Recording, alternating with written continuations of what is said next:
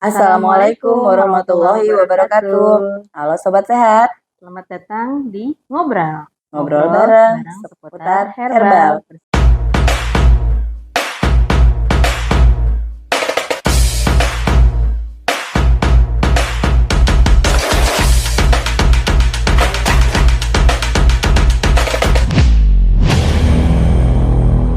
Sama saya Apoteker Nurul. Dan saya Apoteker Dian.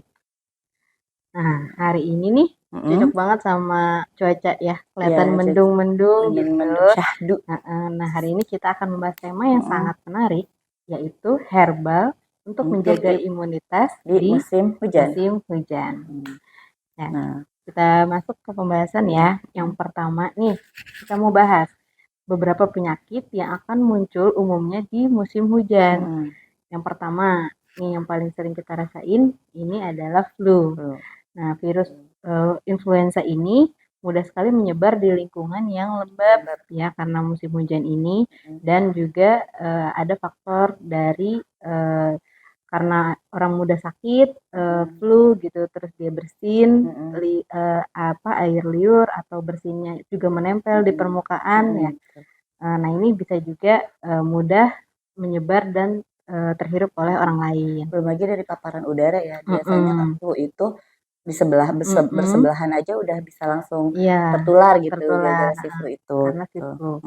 Nah, berikutnya ini adalah infeksi saluran pernapasan atas atau ISPA. Nah, udara dingin dan lembab juga membuat saluran pernapasan kita menjadi lebih sensitif ya, sehingga virus dan bakteri juga mudah menyerang saluran pernapasan atas. Nah, contohnya itu seperti batuk ya, kemudian asma, dan juga ada radang. Yang di musim hujan ini mudah sekali kita terkena penyakit. Apalagi kalau udah peralihan cuaca ya, udah berasa banget langsung. Ya, biasa lebih berasa di tenggorokan dulu ya. Tapi kalau yang suka minum es kayak saya nih, minum es di musim dingin.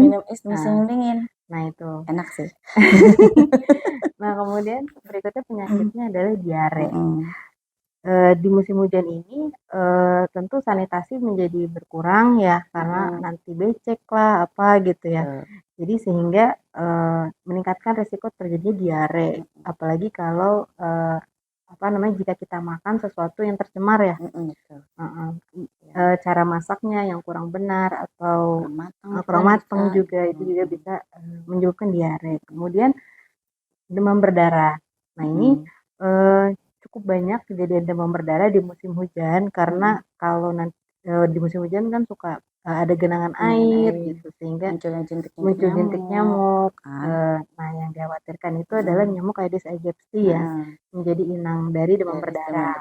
Nah, kemudian juga yang sering terjadi di musim hujan adalah penyakit kulit karena kelembaban udara meningkat dan jadinya jamur ya ataupun bakteri itu mudah terkena gitu. Dan nggak tanggung-tanggung tumbuhnya di kulit, menyebabkan gatal, panu, kurap dan gatal-gatal. Biasanya paling banyak itu kutu air ya. Kutu air, karena benar. Kan suka main becek-becekan, becek-becekan gitu kan. Tapi seru kali sebenarnya. Ya. Tapi ternyata banyak jamur juga yang jadinya tumbuh di bagian kaki, dan biasanya yang paling sering kita temui adalah si kutu air itu gitu, gatal-gatal yang putih-putih gitu. Nah, tadi kan kita sudah bahas tentang penyakit yang biasa muncul ya, sering muncul pada musim hujan. Nah, sekarang kami juga akan sedikit menjelaskan tentang beberapa penyebab utama meningkatnya risiko penyakit pada saat musim hujan. Nah, biasanya beberapa faktornya itu adalah perubahan suhu, di mana di musim hujan secara kita tinggal di Indonesia. Indonesia itu adalah musim tropis, ya kan, musim tropis di mana kita cuma punya dua musim ya, musim kemarau dan musim penghujan. Kalau musim kemarau panasnya banget. Kalau musim hujan, hujannya dengan curah hujan yang tinggi gitu. Kalau udah hujan dingin. Walaupun kita bukan tinggal di puncak gitu ya, tapi airnya tetap dingin, udaranya tetap dingin gitu. Nah, biasanya kalau terjadi perubahan cuaca seperti ini akan menimbulkan menurunnya daya tahan tubuh gitu. Nah, biasanya ciri-ciri yang paling sering nih kalau misalkan terjadi perubahan cuaca seperti itu adalah batuk dan radang biasanya. Nah, jangan lupa kalau misalkan lagi radang sedia Sedia mixaga di di rumah. rumah ya. Nah, terus yang kedua faktornya adalah kelembaban. Seperti tadi Kelembaban udah tadi ya. disebutkan ya. Kalau misalkan Curah hujan tinggi, curah hujan tinggi biasanya udara menjadi lebih lembab. Nah, biasanya kalau misalkan satu tempat itu sudah lembab, itu menjadi tempat yang disukai oleh bakteri dan virus untuk berkembang biak Ya. gitu. Nah, kalau yang ketiga adalah contohnya adalah genangan air. Kalau misalkan dari musim hujan ya, sering hujan, pasti akan kita temukan beberapa genangan air. Nah, biasanya di genangan air ini tidak hanya genangan air di tanah ya, kadang kan suka ada sampah kan ya. Nah, sisa-sisa air hujan itu suka banyak yang tertinggal di botol bekas, piring bekas atau kaleng-kaleng bekas. Nah, biasanya di situ adalah tempat yang nyaman untuk si nyamuk nih contohnya ya. Contohnya nyamuk untuk berkembang biak. Bisa kita temui ya banyak jentik nyamuk tuh di genangan air itu. Nah, yang kita khawatirkan adalah jentik nyamuk ini adalah termasuk golongan ke dalam Aedes aegypti gitu yang bisa menyebabkan penyakit demam berdarah. Nah, kalau untuk yang terakhir adalah sanitasi yang kurang baik. Nah, biasanya kondisi lingkungan yang kurang bersih dapat menyebabkan kontaminasi pada makanan dan minuman. Contoh yang paling sering kita temui adalah pada musim hujan penyakit diare. Ya, karena si E. coli-nya ini biasanya karena memang sanitasinya kurang baik ya. Yang kurang baik gitu. Nah, terus langsung jadi dengan kita tahu tadi penyebab-penyebabnya ya. Jadi kita bisa menghindari faktor-faktor itu ya. Iya, betul. Nah, kemudian cara mencegah penyakit nih dan juga menjaga imunitas ya. Iya, musim hujan ya. Jadi tadi karena perubahan suhu ya kan dari panas ke dingin gitu sehingga imunitas kita turun. Nah, kita perlu tahu nih cara mencegahnya dan juga menjaga imunitas ya. Nah, yang pertama nih kita perlu mengkonsumsi makanan yang bergizi. Nah, perbanyak buah dan sayur. Di episode sebelumnya kita udah bahas bermacam fitokimia yang terkandung pada buah dan sayur yang bermanfaat untuk tubuh ya. Selain dia juga mengandung vitamin, mineral, dan juga antioksidan ya, untuk juga menjaga daya tahan tubuh.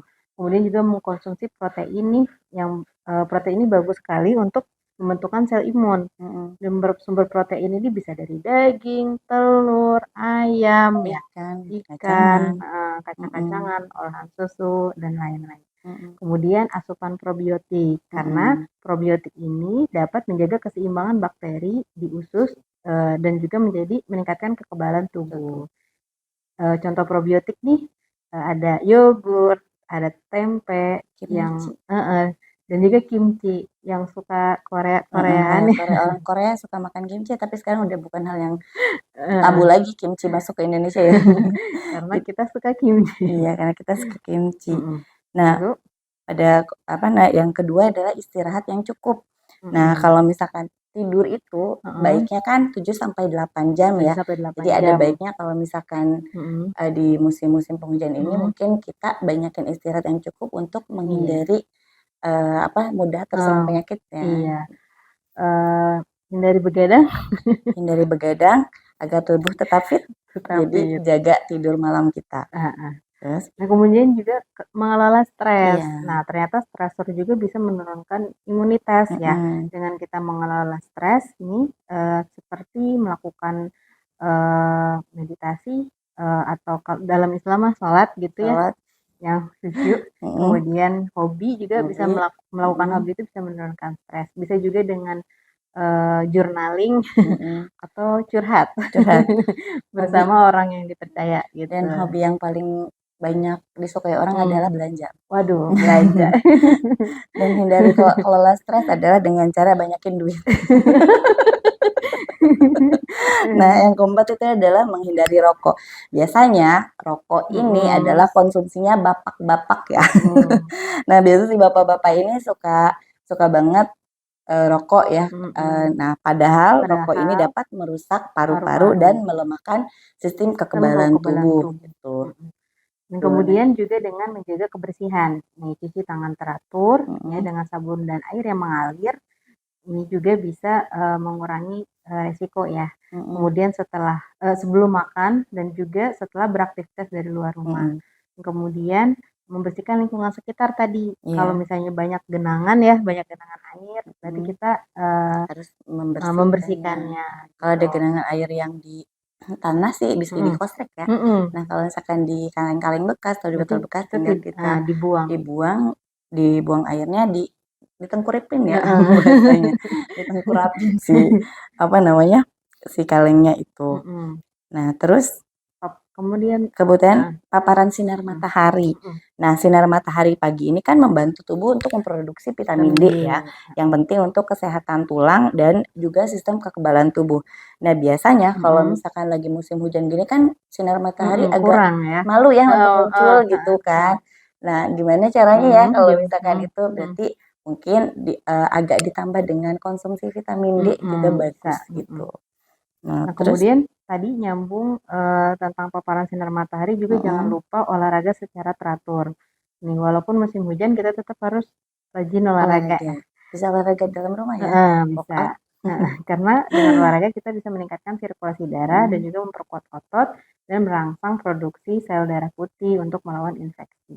Nah, yang terakhir adalah konsumsi suplemen, itu pun jika diperlukan. Tapi memang untuk agar daya tahan tubuh kita meningkat gitu kan, ada baiknya kita berikan tambahan suplemen gitu kan.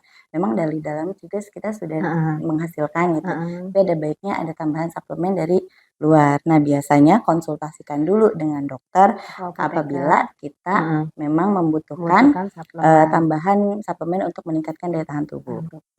Nah, kemudian tadi kita udah bahas mengenai cara pencegahan ya.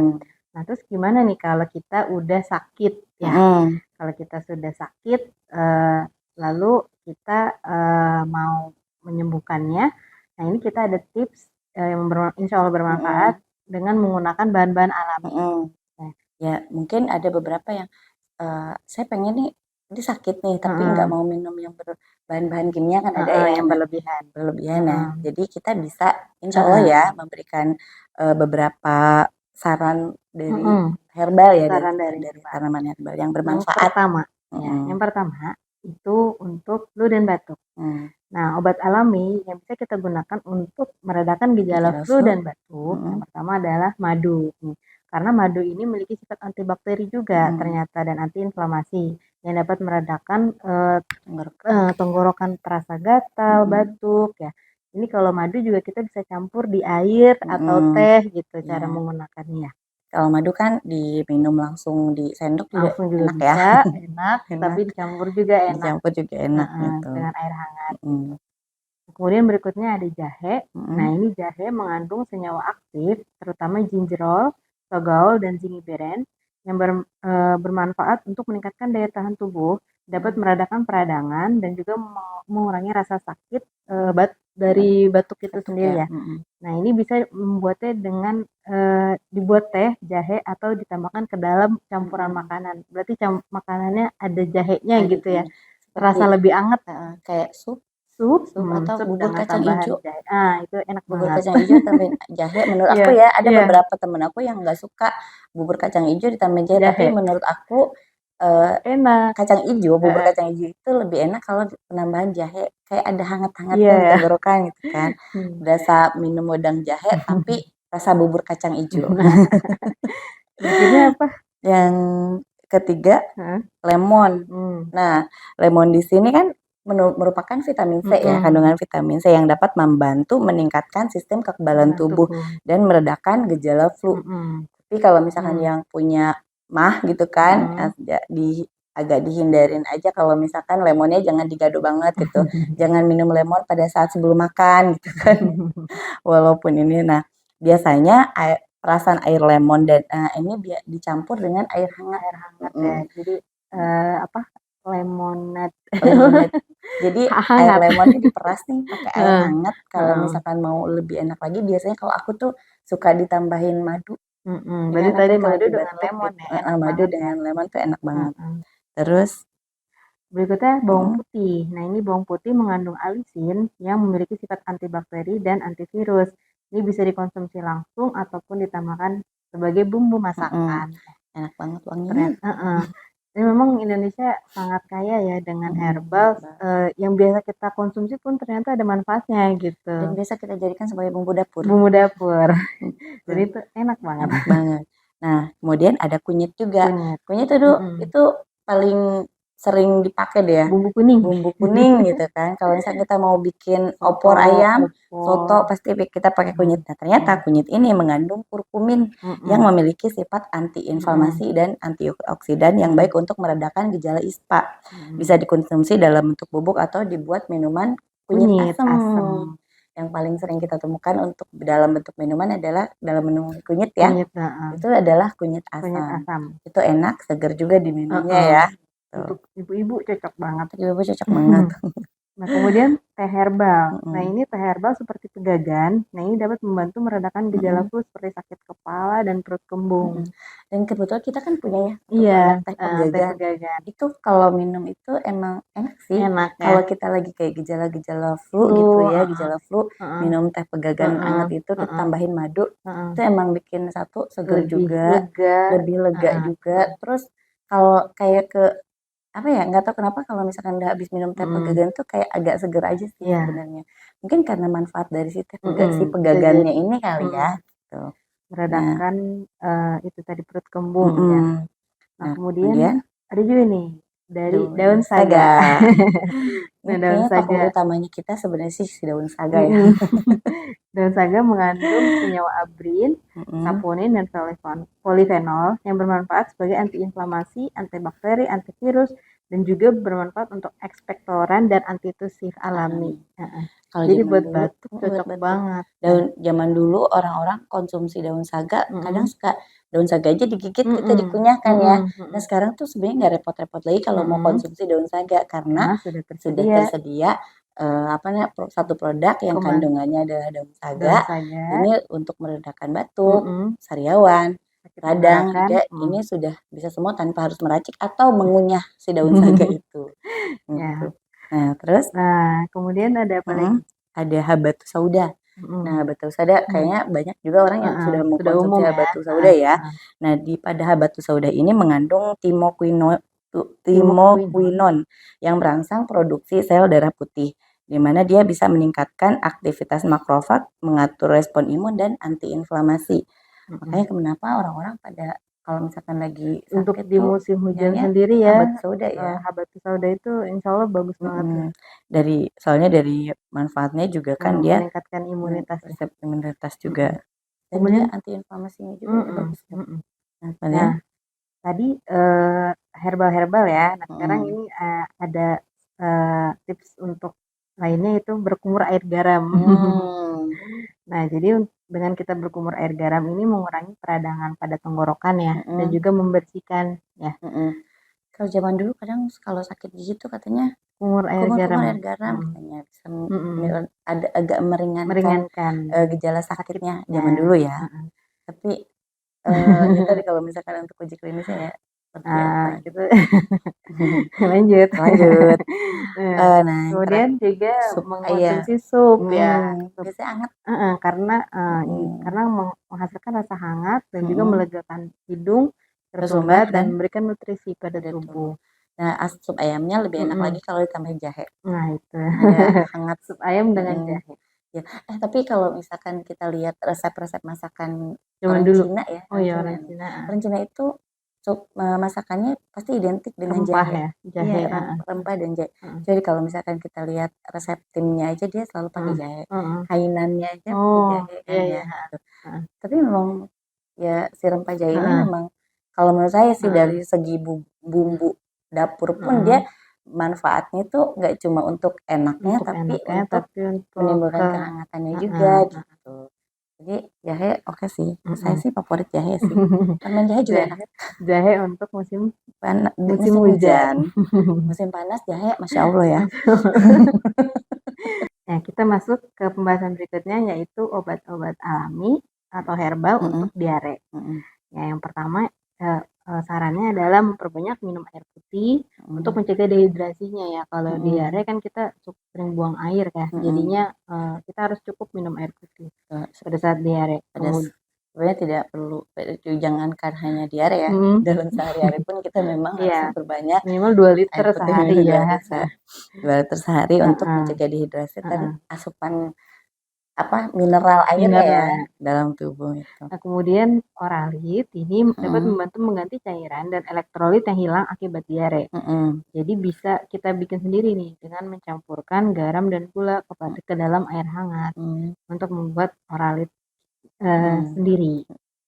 Ya, walaupun banyak juga sih kalau di apotek cari Udah ada ya. oralit gitu ya. Iya, tapi ini cara penanganan pertama ya. Pertama kalau misalkan oralitnya lagi nggak ada di Iya. rumah gitu. Kemudian berikutnya ada teh jahe. Nah, jahe itu kan memiliki sifat antiinflamasi dan dapat membantu meredakan mual dan kram perut. Nah, mungkin bisa dicoba kalau misalkan kita mengalami mual atau kram perut, bisa dicoba dengan membuat teh jahe di rumah. Tadi ya, selain dia menimbulkan hangat ya, dari situ dia meredakan mualnya ya dan kram perutnya. Jahe ini ya multifungsi ya. Kemudian berikutnya dengan mengkonsumsi pisang, ini karena mengandung kalium, dapat mengganti elektrolit yang hilang dan juga mengencangkan tinja. Buat yang diare. Tapi kalau misalkan yang nggak diare, makan pisang kadang jadi susah. Jadi susah ya, susah tergantung sih ya. Tergantung orangnya. Tergantung orangnya untuk tergantung orangnya. Kemudian nasi putih ini juga mudah dicerna dan membantu mengikat air di dalam usus. Dan membantu satu lagi, kenyang. Itu dia. Berikutnya apel. Nah, apel ini kan mengandung pektin ya yang dapat menyerap air di dalam usus. Nah, itu jadi kalau misalkan lagi diare nggak apa-apa makan apel gitu kan. Enak lagi. Terus berikutnya kunyit. Nah, ini kunyit selain memiliki sifat antiinflamasi, ini juga dapat meredakan peradangan pada saluran pencernaan. Jadi kalau misalnya lagi diare kan kadang usus juga ini ya. Radang usus kan. Jadi kalau misalkan konsumsi kunyit bisa memperbaiki ya. Memperbaiki peradangannya. Nah, terus ada juga yogurt, ada lagi nih yang enak lagi nih, yogurt. Karena yogurt ini mengandung probiotik yang baik untuk kesehatan usus. Berikutnya adalah teh hijau. Teh hijau ini mengandung katekin, yaitu senyawa antioksidan yang kuat dan memiliki sifat antibakteri nih, dan juga antivirus penyebab bakteri. Nah, ini contohnya kan ada E. coli dan salmonella ya, penyebab bakteri itu. Nah, katekin juga dapat mengurangi peradangan pada saluran pencernaan yang sering terjadi pada kasus diare.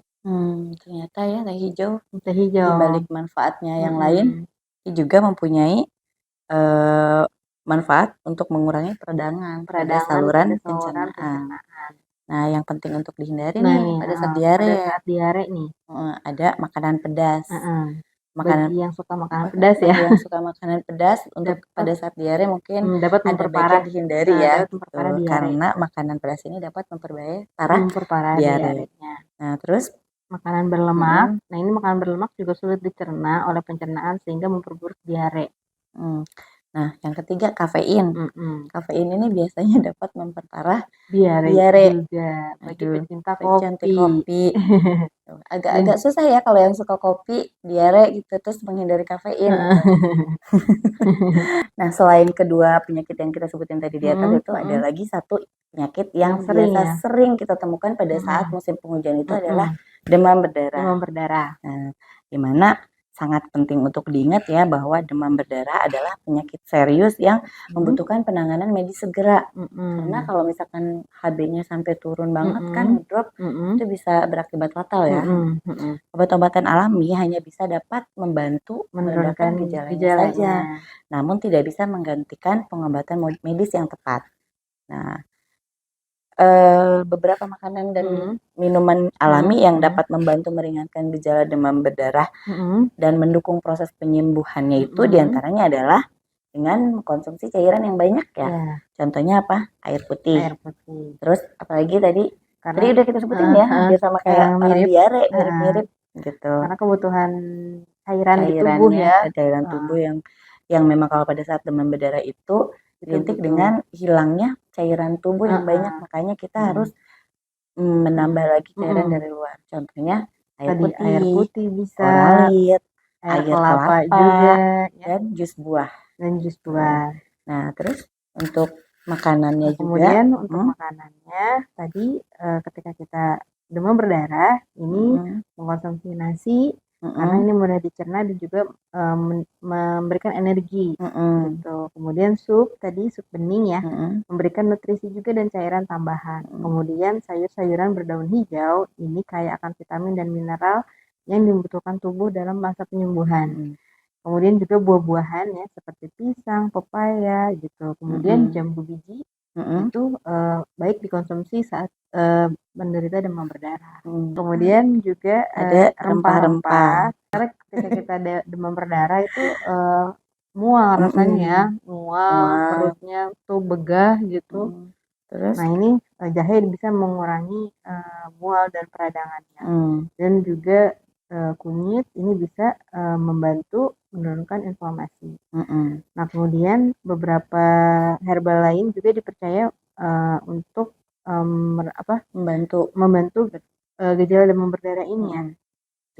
Contohnya ini ada jambu biji tadi ini dapat membantu meningkatkan jumlah trombositnya. Ini jambu biji ini yang dimakan buah jambunya atau pucuknya?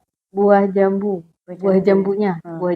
Kalau pucuknya itu kalau diare. Ya. Oke. Nah, terus kalau yang kedua daun pepaya ya, karena dia mengandung papain yang dapat membantu mengurangi peradangan. Terus, nah kemudian nih yang bagus untuk demam berdarah ini ada angkak atau ragi beras merah. Nah ini kandungan dalam angkak seperti monokolinka dan isoflavon ini dapat merangsang sumsum tulang untuk memproduksi trombosit lebih banyak. Nah, angkak ini memiliki sifat antiinflamasi yang dapat memproduksi sitokin, yaitu protein yang memicu peradangan. Siapa tahu ya. Nah, yang penting untuk diingat adalah pada saat gejala demam berdarah itu muncul, yang pertama adalah konsultasikan dengan dokter. Jangan lupa selalu konsultasikan dengan dokter sebelum mengkonsumsi obat-obatan alami atau membuat perubahan pada pola makan. Pokoknya harus selalu konsultasikan dengan dokter. Nah, terus? Dan jangan juga menunda penanganan medis. Nah, karena demam berdarah ini kondisinya dapat memburuk dengan cepat. Nah, jika mengalami gejala seperti demam tinggi, nyeri sendi, ruam, dan juga pendarahan, sebaiknya segera pergi ke rumah sakit.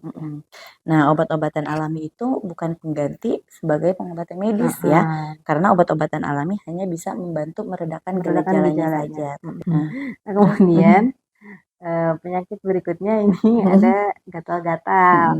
Nah, ini ada obat alami juga nih paling sering untuk meredakan gatal-gatal saat musim hujan ya. Ini kan karena gatal-gatal ini mengganggu gitu ya. Sangat mengganggu.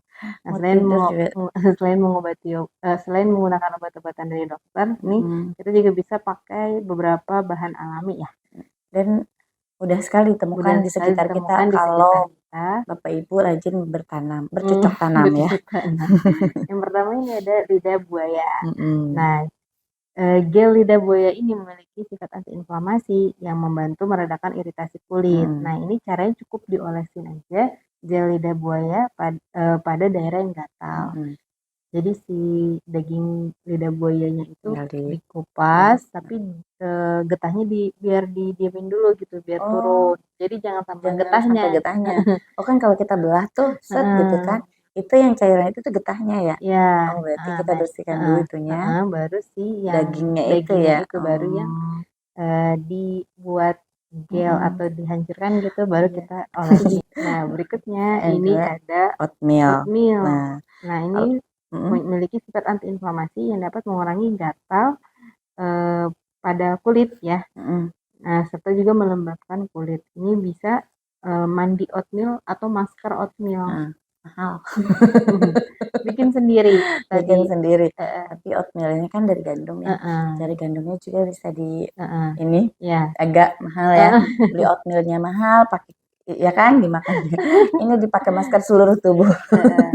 Dibuat scrub. Dibuat scrub ya. Kalau nggak beli scrub oatmeal, mungkin ada. Nah, yang ketiga itu adalah cuka apel. Nah, kalau cuka apel ini dapat membantu menyeimbangkan pH kulit dan mengurangi peradangan. Caranya itu adalah dengan mencampurkan cuka apel dengan air, lalu gunakan untuk kompres pada area yang gatal. Ternyata ya cuka apel bisa untuk Jadi memang mengurangi gatal. pembahasan untuk bakteri pada kulit itu dengan pH yang lebih asam ternyata menghambat pertumbuhan bakteri. Berarti lemon juga bisa. Karena asam kan pH. Iya. Nah, kemudian berikutnya minyak kelapa. Nah, ini minyak kelapa memiliki sifat antibakteri dan juga anti jamur serta dapat melembabkan kulit. Oleskan minyak kelapa pada kulit yang gatal gitu. Nah, kalau ini kan memang dari kayak pengobatan turun temurun ya.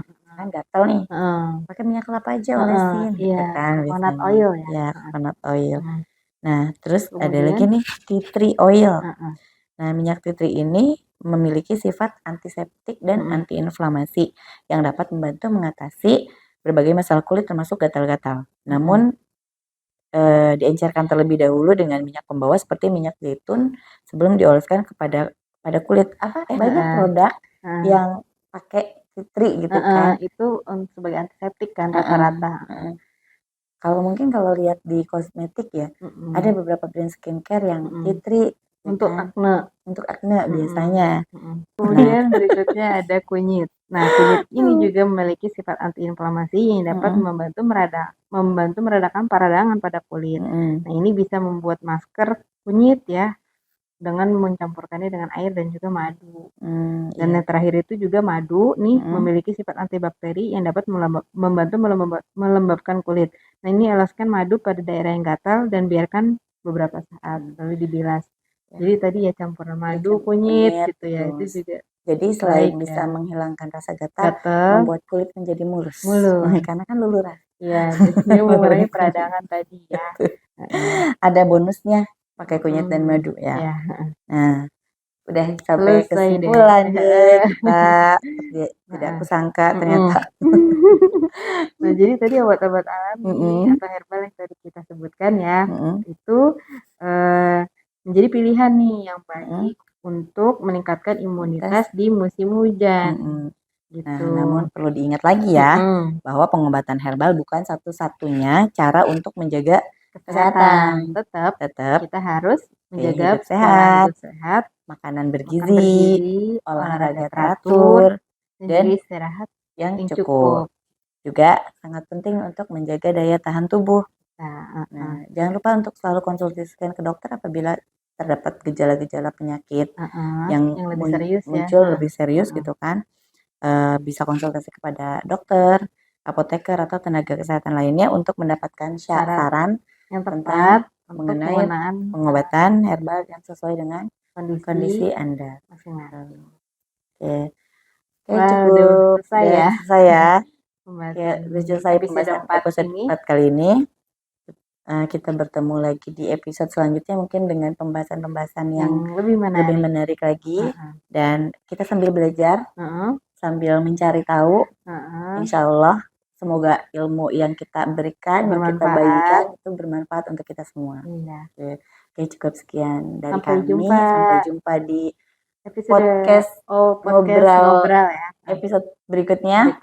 Assalamualaikum warahmatullahi wabarakatuh.